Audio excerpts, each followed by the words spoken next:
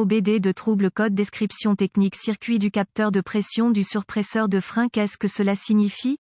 Il s'agit d'un code de diagnostic générique (DTC) du groupe motopropulseur et s'applique aux véhicules OBD2 qui ont un capteur de pression de servo-frein. Cela peut inclure, mais sans s'y limiter, les véhicules de Fiat, Alfa Romeo, Nissan, Ford, Dodge, Pontiac, Chevrolet, Acura, Subaru, Hyundai, etc. Bien que génériques, les étapes de réparation exactes peuvent varier selon l'année, la marque, le modèle et configuration du groupe motopropulseur. Le code de panne P0555 est l'un des nombreux codes possibles associés au circuit du capteur de pression du servo-frein. Ce code indique que le module de commande du groupe motopropulseur (PCM) a détecté un dysfonctionnement qui gêne le fonctionnement du circuit du capteur de pression du servo-frein. Les codes couramment associés au dysfonctionnement du circuit du capteur de pression du servo-frein sont P0555, P0556, P0557, P0558 et P0559. La situation spécifique détermine le code activé par le PCM et le témoin de freinage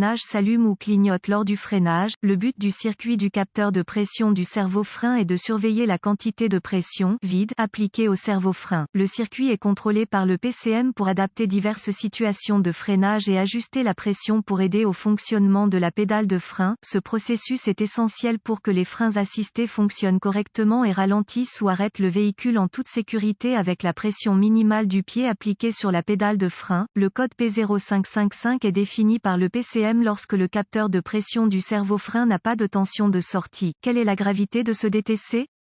La gravité de ce code varie en fonction du dysfonctionnement spécifique et le niveau de gravité progressera s'il n'est pas corrigé en temps opportun. À un moment donné, le niveau de sécurité du véhicule pourrait devenir un problème nécessitant une attention immédiate. Photo d'un capteur de pression, dépression du servo-frein. Quels sont certains des symptômes du code? Les symptômes d'un code d'anomalie P0555 peuvent inclure, vérifier que le voyant de frein clignote lors du freinage, vérifier que le voyant de frein reste allumé, un moteur de service allumé bientôt, voyant effort accru requis pour appuyer sur la pédale de frein. Quelles sont les causes courantes du code?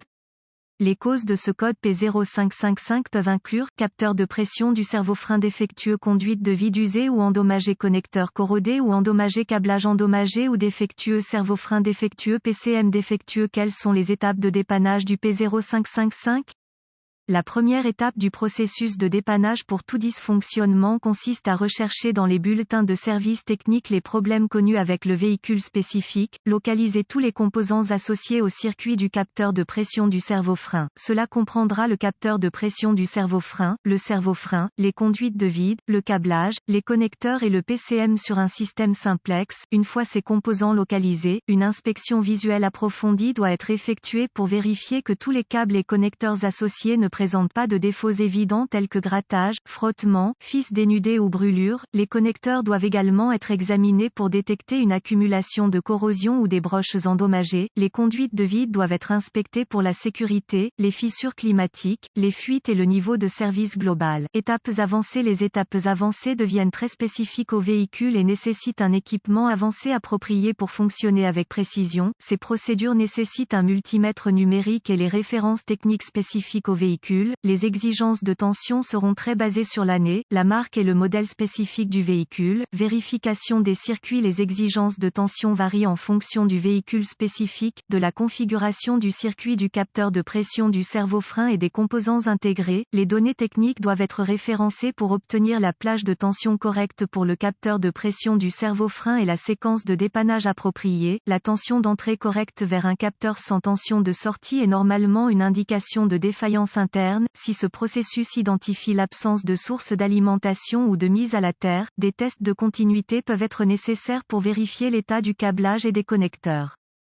Les tests de continuité sont toujours effectués avec l'alimentation coupée du circuit et les lectures normales doivent être de 0 ohm de résistance, sauf indication contraire par les données techniques, et la résistance ou l'absence de continuité est une indication de câblage ou de connecteurs défectueux qui sont court-circuités ou ouverts et doivent être réparés ou remplacés. Réparation courante. Remplacement d'un capteur de pression de servo-frein défectueux, nettoyer la corrosion des connecteurs, réparer ou remplacer le câblage, remplacement du servo-frein clignotant ou remplacer PCM problème. Heureusement, les informations contenues dans cet article ont été utiles pour vous orienter dans la bonne direction pour corriger le problème avec votre servo-frein. Code de panne du capteur de pression. Cet article est strictement informatif et les données techniques et les bulletins de service spécifiques à votre véhicule doivent toujours prévaloir.